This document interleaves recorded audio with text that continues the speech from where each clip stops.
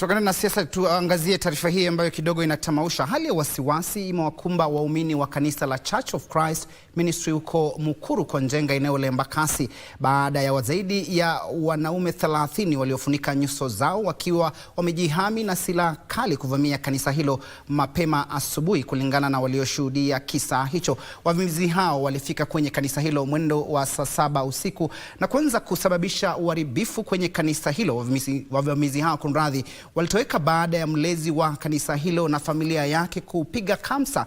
Hana Ng'ang'a ambaye ni mjane anadai kuwa mwelekezi mmoja wa kibinafsi analenga ardhi ya kanisa hilo. Usimamizi wa kanisa hilo sasa umetoa wito kwa polisi kuchunguza kisa hicho na kuwatia mbaroni waliohusika na kutafuta mzozo kuhusu umiliki wa ardhi hiyo.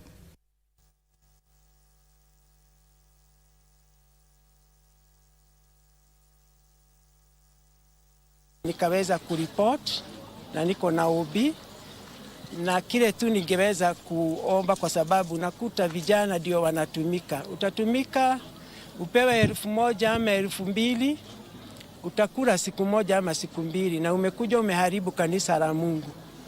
Na Mungu yeye huwa anaona hata yale yanayotendeka kwa giza. Utumishi kwa wote, vile huwa wanasema ni utumishi kwa wote. Wacha ikuwe ni utumishi kwa wote. Isiwe ni wale kuna wale wanaegemea pande ya wengine. Hapana. Wacha tusikizwe, hata sisi tupatiwe haki, kwa sababu haki inafaa ipatiwe kila mmoja.